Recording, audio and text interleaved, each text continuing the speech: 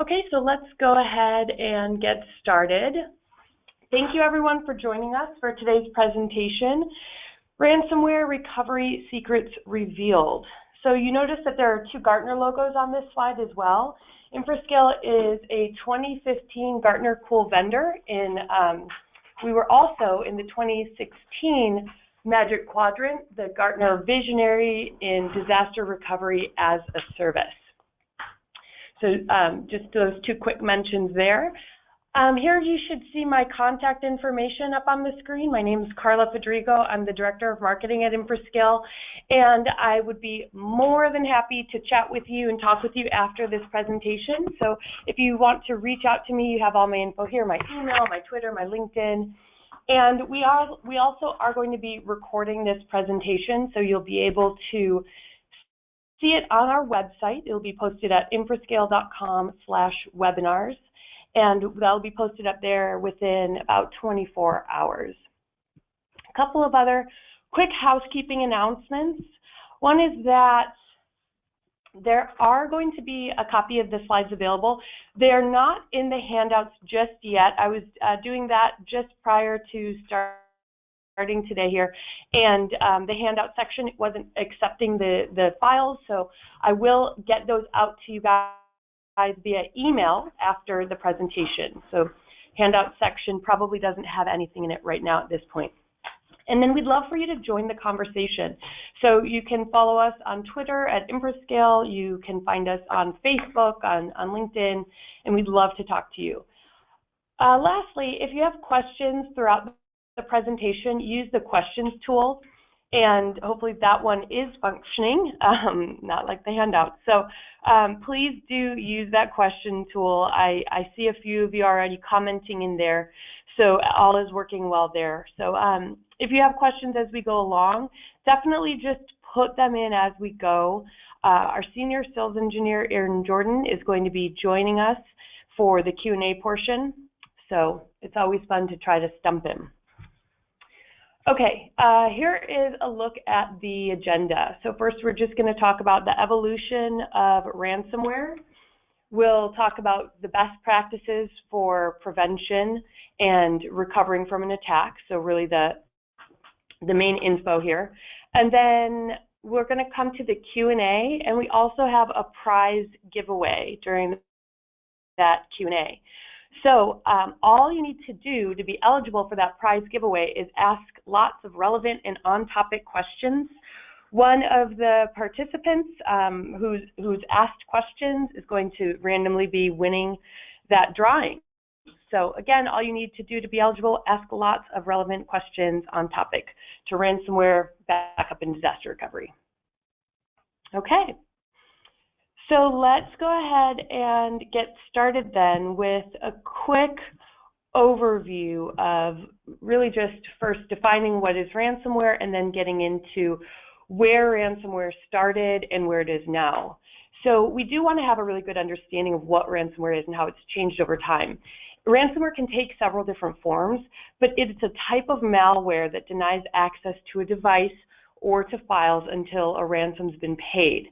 So it's going to encrypt a user's files, and it forces them to pay a fee to the hacker, and then they can regain access to their own data. But here's where the even bigger problem sets in. Ransomware can encrypt files on one workstation, but then it can travel across the network and encrypt files on your network drives. So that's how one single infected user can bring down an entire organization. Of course, we all realize how important this is. That's why we're all here today, right? So let's take a look at the evolution of ransomware. Since computers have been in use, we know that programmers have been able to create malicious software.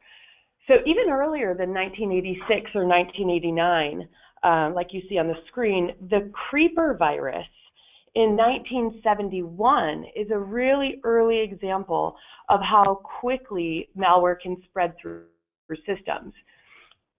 And then if you look at the rise of high-speed encryption between 2006, 2010, and then CryptoLocker, if you look towards 2014 and 2016. We're going to talk about this a little bit more in a bit here. Locky and CryptoLocker, there's some specific examples that I want to give, but really that was when we saw the rise of Bitcoin as cryptocurrency.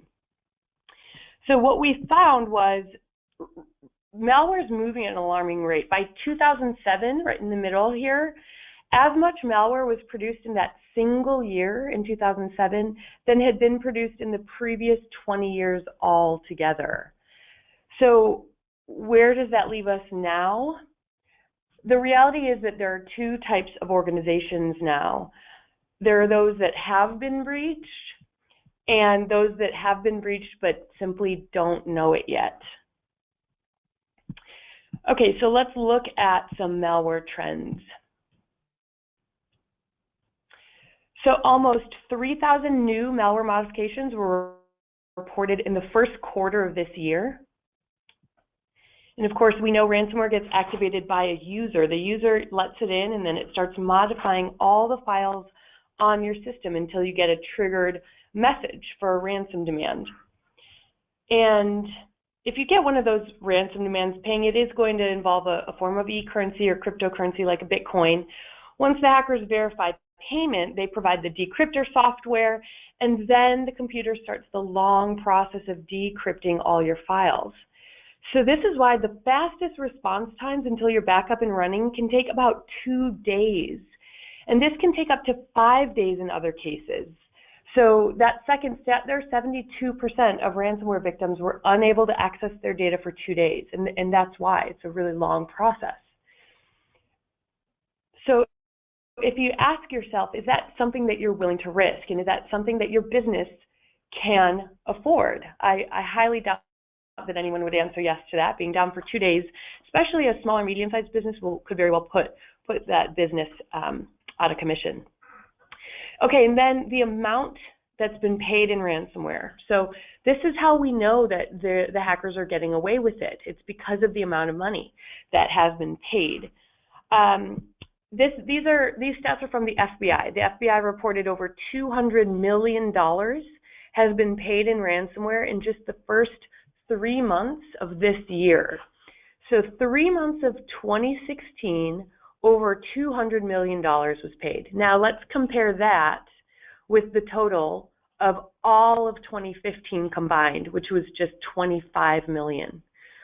So we can see how it's really growing exponentially. And then the last stat here, 34% of SMBs fell prey to phishing emails in 2015. And one big problem of that is that with ransomware, you really have no idea for weeks or maybe a month, because the ransomware is working slowly. It starts with the old files on the machine, all based on the last date opened or the last date modified, and really just starts modifying all the files on your system until you get one of these ransom demands. So once the files are encrypted, the hackers are going to display a screen like one of these. And it explains how to pay the ransom, how to unlock your files. But really in the past, ransom started in the $300 to $500 range. I mean, they were really just targeting individuals and users. And so from $300 to $500, fast forward to 2016, and ransoms now, companies are being hit with ransoms in the thousands of dollars. And then also the ransom increases as the hours pass if you don't pay it. So lots of other issues that come up as well. So here are a couple of the symptoms of ransomware, you know, how you know if you're infected. Now we do know that the hackers primarily infect a machine using phishing emails, using free software downloads, things like unpatched programs, could even be poisoned online advertising. But here, let's take a look at some of these symptoms. So first, if you suddenly can't open your normal files. Maybe you get errors that the file is corrupted or it has the wrong extension. Also, if a window opens and it's demanding a ransom payment or an alarming message with some instructions on how to unlock your files. Another symptom here, if your program warns you that there's a countdown until ransom increases, or maybe that you won't be able to decrypt your files, or then if you see any files renamed, anything like how to decrypt files, decrypt instructions, and those are some of the most common symptoms. And we know the most common scenario, an attack starts when a user opens a malicious email attachment that installs the virus onto their desktop and then begins encrypting all their files. So a lot of the time, hackers actually send a file with multiple extensions, so they're trying to hide the true type of the file that you're receiving. And then on top of that, there are so many different strains of ransomware in circulation. Here are just a few of them.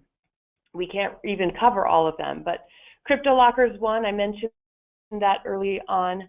And CryptoLocker targets computers running Windows, and it restricts access to the infected computer. And then CryptoLocker, it appears it was spreading through fake emails. They were designed to really mimic the look and feel of legitimate businesses. So it was primarily through FedEx and UPS tracking notices. That's how CryptoLocker was spreading. Ransom32, it's a variety of a ransomware as a service, which is really scary because that effectively puts the power to create ransomware into the hands of anyone, regardless of their technical know-how. And what makes Ransom32 really dangerous is that it's coded entirely using JavaScript. So that means it can be used to target computers running Windows, Mac, OS X, and Linux. And there are lots of other strains of ransomware as well. Locky is one that we've all heard of recently, and so I want to focus a little bit more on Locky for just a minute here. It renames all of your files so that they have the extension .locky. And what we found is that Locky is really a game changer when it comes to ransomware. First, it has a worldwide reach. And what we've seen is that businesses throughout Europe, Japan, New Zealand, and Australia, they've all been hit with these massive email spam campaigns carrying that malicious JavaScript attachment and then installs the Locky ransomware. And they're really targeting businesses. Even closer to home, it was Amazon.com recently that was targeted by a massive phishing campaign. And it estimated that about 30 to 100 million spam messages were sent out. They were all claiming to be Amazon.com shopping order updates.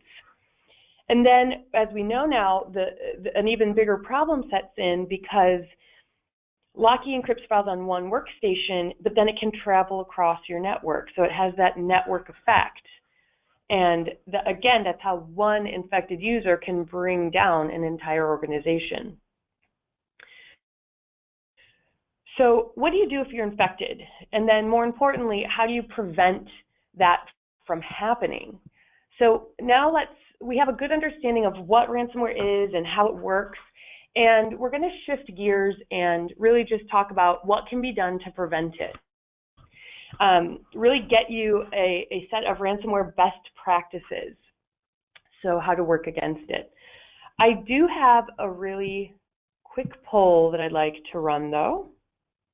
You guys have heard a bit from me, and I'd love to hear from you.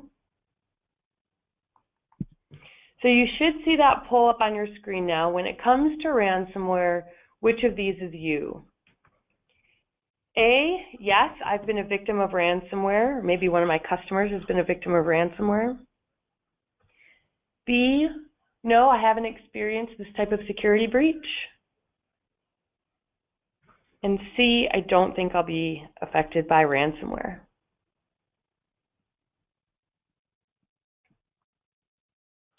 We've got 52% of you have voted so far. I'll give everyone a moment to vote here.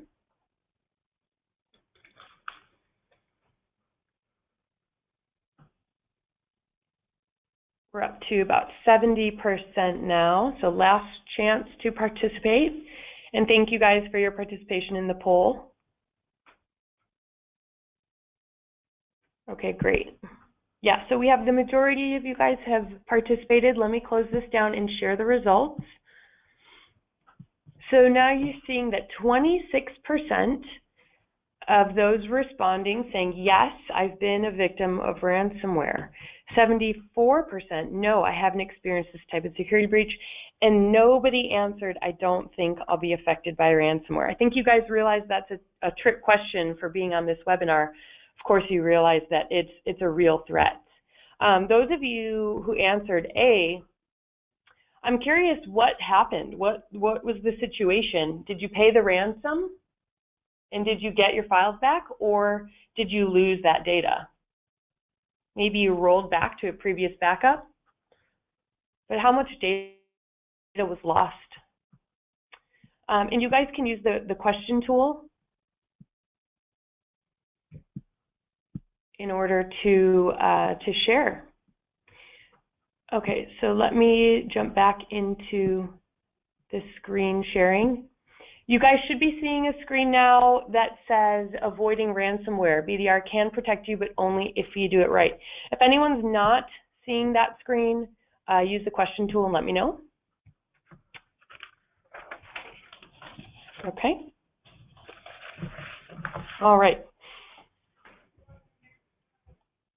So now we're going to move and really talk about backup and disaster recovery. Of course, here it can help you, like I just said, only if you do it right. So we're going to talk about what that is, what that means, and what it looks like in your business. So first, if you do get infected, here are the steps that you want to take. The first thing you should do is just get that infected machine off the network. You want to stop the malware from spreading. And you always have to assume that the malware can make use of an internet connection, so it's spreading itself to other users. So isolate that machine, stop all network communications from the spread of malware. And then next, reset your BIOS time. So in some instances, you can reset the BIOS to stop the clock. And it's going to give you more time to prepare your backups, prepare the recovery. And then according to Privacy PC, they said that IT admins don't need to be afraid of that ransomware countdown if you simply reset your BIOS time. So it's going to give you time to calm down, recover your key files, and eliminate that malware. 3 is roll back from a previous backup. So if you are hit with malware, roll back from a previous backup. Having that recent backup is going to make it much easier to restore operations as quickly and painlessly as possible and save money for yourself and for the business. Now, right now, everyone is really just looking at 2 options if you get infected. This is how most of us think, is that either pay the ransom or restore systems. And since the ransomware is silently, slowly, over weeks, encrypting files on your computer, having that backup solution in place and also regularly testing backups to make sure that they're running properly, that's one critical part of protecting your business from ransomware. Now, we're going to talk about other options, of course, as well. But if you don't have access at all to a recent backup, you'll likely have no choice but to pay the ransom. And then that takes time. So consider, would the downtime be costlier than paying the ransom? And what's your cost per hour of downtime? How would that affect your business? I have some additional handouts. I'll still try to get them into the software here before I let you guys go. And we have some great stats on the cost per hour of downtime. The average cost per hour of downtime for a business is over $200,000. So you really just need to ask yourself, is that something that my business can afford? So here are a couple of screenshots from my backup and recovery account with Infrascale. So you can see all the files and folders here that are on my desktop. And by default, Infrascale keeps everything. So I have every version ever backed up. I can roll back to any date that I choose. Here, I'm looking back at May 2011. So, of course, I'm not going to roll back that far. I'd lose quite a bit of work over those past few years. But the point is I can roll back to any date that I choose. That's really important. By default, Infrascale keeps everything. I can back up with a really low RPO, or recovery point objective, and RTO, recovery time objective, since I regularly back up my machine, and I can recover my useful files and keep working. But again, the most important part here is that by default, Infrascale keeps everything forever. The importance of that forever archiving is really critical. Most BDR systems are going to age content out after a few weeks, after maybe a month. But ransomware, we already just learned, it can take weeks or months to get into your systems discreetly. So it's not just the idea of having any old backup system in place, but you need a backup system with that forever archiving component built into it. So my Infrascale account, it's not just the backup and recovery software on my machine here. So this is a quick snapshot of my dashboard. So my dashboard, it's providing me a unified management console for all my data protection and cloud storage. Doesn't require VPN access. So from here, you can view activity alerts, you can access reporting and monitoring, you can monitor account usage, manage retention settings, control remote deployments, and much, much more. So you can simply log in from any browser. You could even be on a tablet or a smartphone and access your dashboard for all of these things. Now here are the account level details. This is one more snapshot here of my dashboard. Since we know that when ransomware goes through your system, it modifies every file that it touches. So if it's a file that we're backing up, we'll recognize it as a changed file. So in our dashboard, we get account level details. So these account level details, you have analytics tabs of the last 24 hours, last 30 days, et cetera, et cetera. So you have access to all the analytics. And you can see which machine has the most changes. So what we did is we took this account level details tab, we took these analytics and we created a new monitoring alert. So this new alert is called Anomaly Detection. If you have a large number of newly modified files, then of course you want to know what's happening and what's touching all of your data. So an average backup of changed files is just going to continue as normal. But an unusually large backup is going to trigger an anomaly alert to that admin if they're subscribed to the alerts. So let's take a quick look at anomaly detection in action. So this is just a 1-minute video here that we'll play through. And so this is my Infrascale dashboard homepage. This is going through how to set up your anomaly warning. So just going to the settings tab and click on monitoring. And then in the monitoring page, you see the enable anomaly detection setting here at the bottom. And then we let you set the threshold. So the warning is going to be released when that threshold's passed. So the way that it works is we're calculating a rolling average number of modified files. And then once that modified file count passes this predetermined threshold, that's when we release the warning. So if you're subscribing to error events, you'll get an email alert, and then it also automatically appears in the general monitoring page. So then you can come and see more info. You can open the details and see things like backup duration, total files processed, how many files were modified. In this drop-down here, you can also download the logs by just selecting the Manage action if you want to investigate at a file level.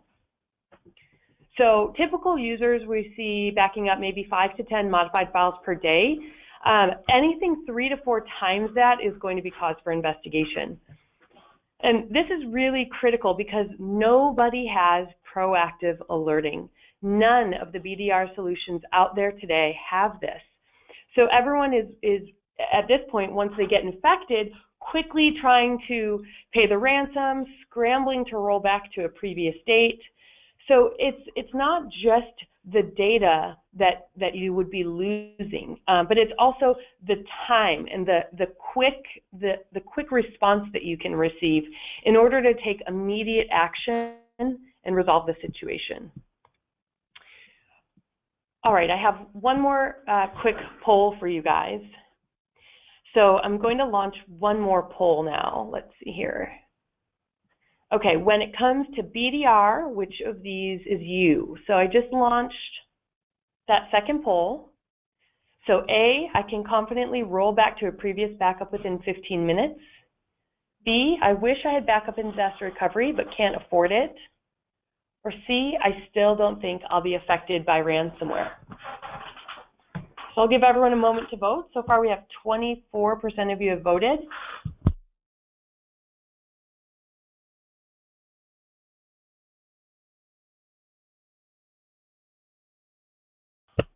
All right, we have 48% of you have voted. Really interesting info here. So again, your options here: A, I can confidently roll back to a previous backup within 15 minutes. B, I wish I had backup and disaster recovery but can't afford it. And then C, I still don't think I'll be affected by ransomware.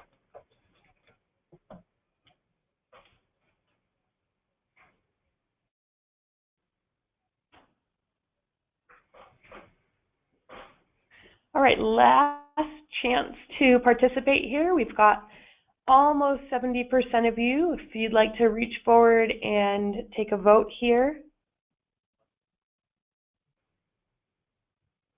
All right, so let's close this one down and share the results.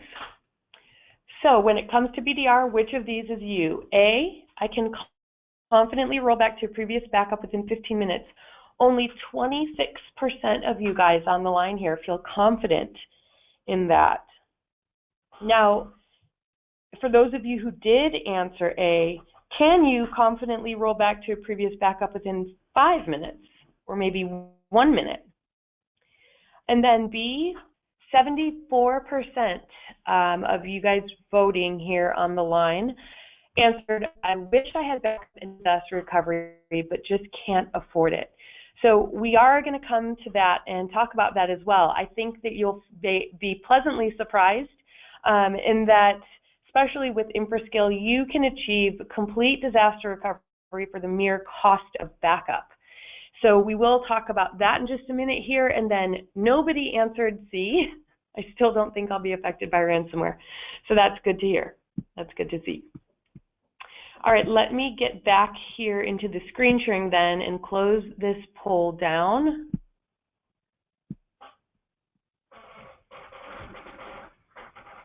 Great, so now we have avoiding ransomware. What if backup isn't enough? So if you're not seeing the slides again, please use that question tool, let me know. And I'm seeing quite a few comments come through about 5 minutes, yes, 1 minute, not yet, says Jean. Okay, interesting question from Eric that we are going to come to in the Q&A. That's a great question, Eric. Would you do a demo where you intentionally click on known ransomware to demonstrate the infection and remediation? Yep, so let's talk about that in just a minute here. Jean also says, can ransomware imprint on the computer BIOS? Okay, great questions coming through. Keep them coming. Don't forget that we have that awesome giveaway during the Q&A. So if any of you joined late, all you need to do to be eligible for that eligible for that prize is ask lots of relevant and on-topic questions. So keep the questions coming. All right, so it looks like everyone can see the screen now. The poll, we did shut that poll down. So avoiding ransomware. Now we're going to talk about, we're going to switch gears a bit to talk about disaster recovery. What if backup isn't enough? So here we're going to look at a scenario for disaster recovery to be on demand. This is where DRAS comes in, disaster recovery as a service. So DRAS lets you quickly fail over your systems. It supports DR to be completely on demand, just like in this scenario. So in this situation here, you have some end users. They're working along as normal, but unknown to them is they're about to experience a ransomware attack or any type of outage or downtime. With on-demand failover, you can simply log in from any browser, again, even on a laptop, a tablet, or a smartphone. You can roll back to a previous date and instantly recover a clean version of the entire environment, not just files and folders, servers, applications, everything. That way, everyone keeps working. And this whole process happens in, we guarantee 15 minutes, but it usually just happens in 60 to 90 seconds.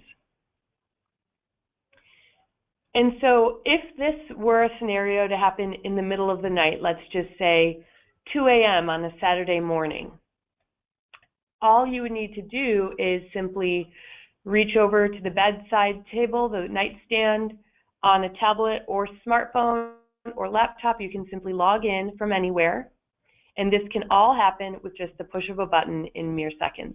Now think of that in comparison to what used to have to be done. If it were 2 a.m. on a Saturday morning, you'd have to get up out of bed, change your clothes, get into your car, drive to the data center, and start trying to recover from backups. So this is really the new way to do it. Let's take a look at a more detailed example, though, and just see sort of side by side. On the left is the traditional backup flow. So your typical backup and recovery has your production box and backup server next to it. It's then copying data to some storage.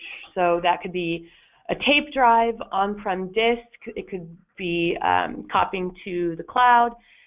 Any offsite storage, just copying data over the wire, and then when a disaster happens, you need to copy that data back out of storage. Then you need to reconfigure, reboot. This all takes a lot of time. So that recovery could take days. But DRAS is very, very different. So on the right is disaster recovery as a service. We don't want to have to copy everything twice, moving data back and forth and back again. We simply want to spin up a working environment where that data is. So we can virtualize and create up to 200 machines on the fly and reconstruct your entire data center infrastructure right where your data is sitting. So this is really, really important because of how we saw earlier that ransomware has evolved. The primary issue used to be individual data loss, but now ransomware spreads over a network. It means that ransomware represents, the threat of data loss, but also business interruption and downtime. So backup and recovery is really going to disappear in the next 5 to 10 years. It's going to be replaced by on-demand failover and DRAS solutions. So sure, we have a backup and recovery solution, but what you really should be looking at is a failover solution. And hopefully this made that clear for everyone. Now, one more quick note is that we take data security and privacy very, very seriously. So rather than other solutions that take raw files and send them to the cloud, Infrascale uses a military-grade double-blind encryption system to protect data.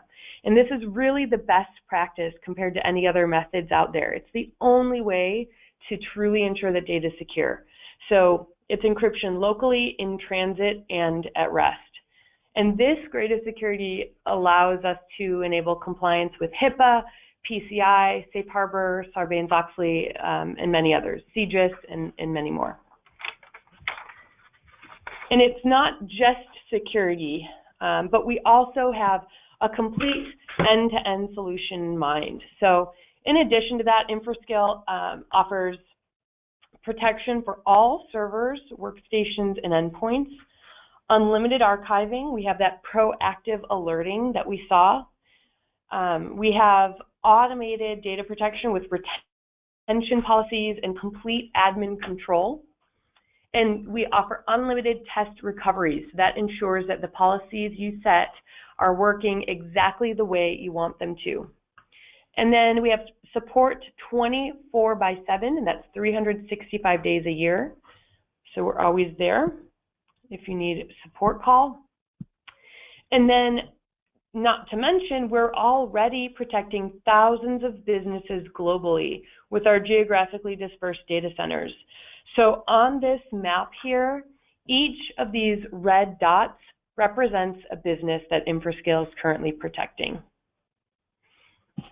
So with everything that we've covered, the next steps for you, I really want to offer everyone a 60-day free trial to get set up and test it out for yourself, our customers have paid $0 in ransomware.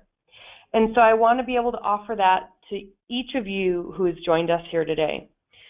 So we already know now that ransomware is the #1 cybersecurity threat, and enterprise cloud backup and disaster recovery is going to be your #1 defense. So 60 days free to get it all set up and test it out. You can use the question tool if you want to take advantage of this. Just type in 60 days free.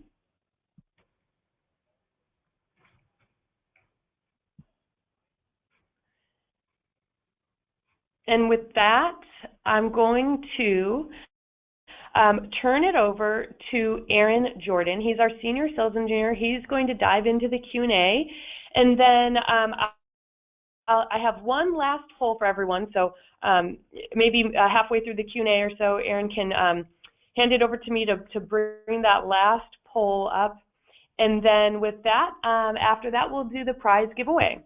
So let's see, Aaron. If you're on the line here, let me see if I can unmute you. Yep. Oh, there we go. Yep. We can hear you. Great. Thanks for that, Carla. I'll go ahead and answer some questions. In fact, I've been answering questions throughout the presentation, so thanks, guys, for sending those along as time permits. Gene, you actually asked the right question at the right time, so it's a more complex answer than I can take typing. So let's ask the question and then let's answer it. So Gene asked, if the file is in the backup, can it affect the cloud and all the files in the cloud? So that's one of the beautiful things about infrascale's backup technology is the way we break down the blocks is that if you, for example, backed up a file a year ago and then have like 100 incremental versions in between, and let's say, 6 months ago you got hit with ransomware and didn't know it until it encrypted everything. So now you're looking for a point to roll back to. Everything from the 6-month point and behind that is recoverable, and that's because we break apart the individual blocks from the files, the baselines themselves. So the only way you would never be able to or worry about infecting a specific file from being able to recover if it was already encrypted before we backed it up without you knowing it. So we can actually, the way we do it will prevent you from being, from oopsing your entire backup simply because you get something much later on. Gene also asks, is this for each individual PC or does it back up as a company as a whole? All of the above, Gene. So we have agent-based solution that'll install on iOS, Android, laptops, desktops, workstations, even servers, and you can mix and match depending on what your needs are. There is the appliance that can sit on site. It'll aggregate your workstation, your server data, your desktop data to the appliance, does a global dedupe, then it encrypts it itself to keep it secure, ships it over an SSL 256-bit, and then lands in the secondary site, not necessarily our personal cloud, but it could be another appliance elsewhere. And then that would enable you to have your data nice and secure in the cloud on an offsite location. And in that case as well, you don't have to worry about ransomware coming along and encrypting your data after we've encrypted the data. We will keep it clean. And by the way, to more specifically answer that question, it works for both. So really what you need, however you need to deploy it, and we'll help you deploy that. So Charlie asks, what's the cost of the service? Charlie, best answer to that is it depends based off of what your needs are. So I would recommend that you would let Carla know that you would like one of these salespeople to contact you, and we can break down the services, what each one costs, and even better, you can present to us one of your current opportunities or a client that you have, and you can register that using deal registration, making sure that it's yours and only yours. And then what happens is we can actually go in and with you survey the landscape and deploy with you what we think is the best opportunity or the option to make sure they're getting the most bang for their buck, even if their buck isn't much. Kurt asked, would I need to upgrade my internet to get data to you? Right now we have a cable with, I think, 30 megabits per second connection download speed and only 5 megabits out. We have about 900 gigabytes. Kurt, see, this is one of the awesome things about our solution as well. We're talking change blocks, right? So what happens is the first backup may be larger, or you can have us seed that to the cloud for you, so we have seeding services. And then from there, anything else that gets sent up are just change blocks. Now, let's say that you have a lot of data that are changing every day. If your bandwidth can't handle it, there are other ways to do this. You can technically do your own seeding on your own side if you wanted to, if you had like a better bandwidth elsewhere on your own site or a friend's site. You can log into the software there, pop in a hard drive that you copy your data to, and then replicate it from there where they have the better internet. Maybe you might have better internet at home. I don't know. Now, for the appliance, we have something built in to the appliance that does cloud backup acceleration. So not only does it do change block pushing, but it'll actually actively monitor the other site for redundant blocks, even if it's across other machines. So this is where the global debuff comes in and really has a good play. So it'll actually start talking to both sites and only send what it needs to send that's changed. So even if the data was the same on another machine, a completely different machine, regardless of OS, virtualization layer, or physical, whatever, it'll be able to save you a lot of time. And I think, Kurt, it would behoove you, again, to get on a call with one of the engineers and the salespeople, and I can actually demonstrate and go into more detail according to what your needs might be. Argulos asks, what is the best practice needed to follow in data infrastructure to reduce ransomware attacks? This is a really good question, because as much as we would love to say that we can solve all your needs, we are just a piece of the equation, right? We recommend that you have anti-malware, antivirus, a spam checker, and an email filter system to do the utmost protection. And even more importantly than all of these tools that you can pay for is education. You need to tell your people that are working on these sites, if you get an email from somebody that you don't recognize, or an email from a friend from a personal email address, unless you're used to going back and forth, or even a random email that looks weird from like Amazon or something, don't click the link if you're not sure. A good example is Amazon had this issue for a while where people were saying your order of XYZ is being processed, and people didn't order anything. So of course they're curious, they're going to click the link. When they click the link, guess what happens? They download software that is an antivirus, or excuse me, a ransomware that the antivirus doesn't see. So what you need to do is you need to educate your people. Don't click unerrant links. If somebody says they've got this cool picture of you that you didn't know you had, don't click that link. That actually hit our office, and we prevented it from spreading because we knew what was going to happen. So keep that in mind. It's just education is probably the most critical thing, and of course, I would say the second critical thing is backups. If you have backups, even if you get with something, you can always roll back. Sure, there's downtime, and that's not good, but it's better than losing everything, and then you lose your company. Mosa asks, where are your servers located? So we have, I think it's like 15 or 16 servers worldwide right now. 7 are in the U.S. We have 1 in Canada, 1 in South Africa, 1 in the United Kingdom, 1 in Germany, 1 in Brazil, 1 in Australia. The 7 in the U.S., there are some in Texas, there are some in Utah, some in LA, and some in Kentucky. So they spread your data around, and more importantly, it replicates redundantly to other sites to make sure that if one data center goes down, then your other data center is still going to have your data available to recover without you even noticing anything.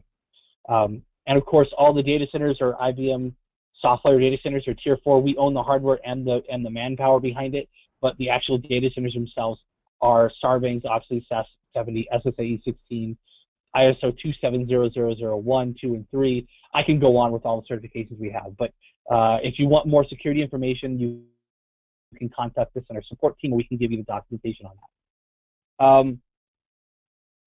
Mosa also asks, how do you guarantee that the data can be lost, stolen from your own infrastructure? Again, the security on our data centers, they're government encrypted and high level. Another good example is some of our data centers are CGIS. I don't know if you guys are familiar with that, but CGIS data centers are the highest level security. They're rated to be able to hold top secret government data. And we actually have some of those data centers as well. So, you know, if the NSA can trust you not to look at their stuff, then you can trust that your stuff is not going to be looked up by the NSA with our stuff. Let's see. Mosa asks, or excuse me, Eric asks, barring ransomware, how granular can you get with restores? Point-in-time recovery. So if it's the direct-to-cloud, you can, let's say you're snapshotting a file every hour, and it's changed every hour. You can roll back and say, okay, look for this date, and then from there you can pick the point in time in which it backed up. So maybe there's 24 in that day. That's how granular you can get. You can do on a file basis. You can be on a machine basis.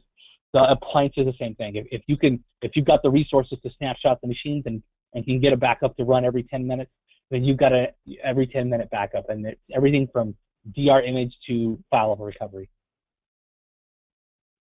Hazam asked, how can we be resellers? Very simply, let Carla know you're interested. We'll have a salesperson contact you, and we'll give you all the things you need to know about becoming a reseller. We'll even give you a demo of our products. Most likely, you might even come across me. I actually do sales engineer demos directly, and then I'll even help you pitch this to your users. We'll do demos for them too. So contact Carla and or the salespeople and get started like that.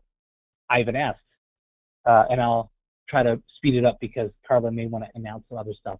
But Ivan asked, so if I have multiple small clients on one server, can I back up only those that are paying for the service? This is how it breaks down, Ivan. So there's two technical breakdown solutions. We have our direct-to-cloud, in which we basically sell you terabyte a lot. And then you can break that terabyte down however you want. You can put a gig on one site, 100 gigs on another site, a total terabyte on another site as well. And then from there, you can break down into individual user accounts. So from that terabyte site, you can make a bunch of 50 gig accounts, and you can make it to where each individual user has an account, each department has an account, each cluster of people has an account, one account for the whole company. It's completely up to you how you break that down. All we care about is how much do you need, and then we'll let you do whatever you want with it. With the appliance, they're on a site-to-site basis. I'll deploy an appliance on a local site. It aggregates only what you want to there, so you don't have to pull every server or desktop, only the ones that you want, and then you can do backups. And then even from there, you can choose to only replicate the machines that you want to the cloud. So let's say that you backed up 10 servers and 3 workstations, and only 3 of the servers are critical that you even want in the cloud because you're looking to save some money. No problem. Only replicate those 3 servers. Let's see. Tarek asks, is there a way to retrieve erased files for those who had no backup? So that is a different solution altogether. We're all about backing up before they get erased. There are solutions out there called Unerased that will look through your trash files and be able to recover based off a binary protocol. I know about it just because I'm a nerd, but that's not what we sell. There are other tools that you can use for that. So good luck in finding in that search. Dan asked, I just heard a keyword, Canada. Safe to assume that we can choose on which data center our data resides. Absolutely. Even better. Let's say that you have Canadian data centers and you have stateside data centers and you have UK data centers. And you say, what if I want my UK data in the UK as per the law and my Canadian data in Canada as per the law and my US data in the US because we don't have a law for it, but we just recommend it. You're more than welcome to do that. And there is no cost for it. You just say, these guys need to go to this data center, problem solved. No problem. You can do as much as you want anytime you want. Let's see. Gene asks, does this backup machine BIOS or just its files? So, Gene, I don't know of anything that actually backs up a BIOS, but what it does do is a sector-level backup, and I think this may be what you're trending towards. In other words, can I resurrect this machine on dissimilar hardware or virtualize the machine on the fly? And the answer to that is yes. The BIOS changes are motherboard parameters based off of how the BIOS works, etc. But if you want to clone a machine, we can do that for you. Hazem asked, can we back up a server in to a different machine? Yeah, absolutely. You can back up one machine and restore it to another bit of hardware. You can back up a desktop and restore the files back to a server. You can back up whatever you want. Yeah, you can replicate the data back to any location that the appliance sees in the appliance situation. With regard to the agent with the direct-to-cloud, you can just install the software and just recover the files back to you directly, and it could be any machine. It doesn't matter which one it started from. And then Gene asks, if you start a service and need to expand for more storage, is this easily done? Yeah, so there are a lot of ways you can do this. So basically what happens is each appliance has the ability to grow in and of itself, and then on top of being able to grow in and of itself, you do have the ability to attach additional storage units and arrays to an appliance to ensure that it's going to take care of that for you and grow as you need. Any other questions?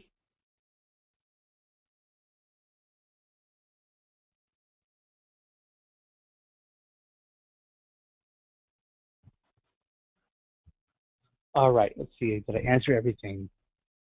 I think I covered it. So I tell you what, if more questions arise, just let us know, and Carla can take it from here. Yeah, it sounds like there aren't too many other questions rolling in. Thank you, Aaron, for taking that Q&A, and I wanted to touch on the pricing question again. So I just wanted to bring that back up because I realized that there were a couple more slides that I wanted to show. So right now I have a poll up. I'm going to close that poll down as long as everyone has participated in that who wanted to give their response to the poll. We had 68% of you guys had voted and simply asking if you want to learn more from InfraSkill. So I'll close that poll down, and then I'll come back to the screen sharing. So what you should be seeing in just a minute here is actually back into the slides. And this slide is specifically talking about pricing. So this is really, and hopefully you guys all have that, can see that up on the screen. Maybe Aaron confirm or let me know if you don't see that. So this pricing comparison I wanted to show because it's really important to see how an apples to apples comparison is going to work with some of the other competitors out there. So what we did here, we looked with Barracuda, Unitrends, and Datto. And it was the cost of 10 terabytes of disaster recovery and 3 years of cloud backup. So again, an apples to apples comparison here. And the pricing with InfraSkill lets you save up to 70% in comparison to others. So that's the disaster recovery appliance and low monthly fee for failover services and cloud storage. Now it's all based on the number of terabytes protected. So you only pay for what you protect. And then here is another comparison chart. It really helps summarize the key criteria that we think that you should be looking at when comparing competitive DRaaS vendors. So as you can see, all the major vendors out there don't stack up the way that InfraSkill does. Of course, if you're looking for a really affordable solution, looking at the cost is the last column here, there's really not much competition based on these competitive analysis. We're happy to share with you as well. So I did want to just make sure to come back to touch on that. But with that, let's go ahead and if any other questions have come through, we can go ahead and answer those. Otherwise, let's do the giveaway. So if everyone can sit tight for just 1 minute here. Oh, and I see, yeah, so Eric is asking, can you make sure we get all these slides? So yes, while Aaron was doing the Q&A, guys, I went to insert the handouts again, and the files are just not being accepted by GoToWebinar today. So maybe just a little glitch there. So I'm going to email them out to you this afternoon, so you guys can just keep an eye out on that email. Okay?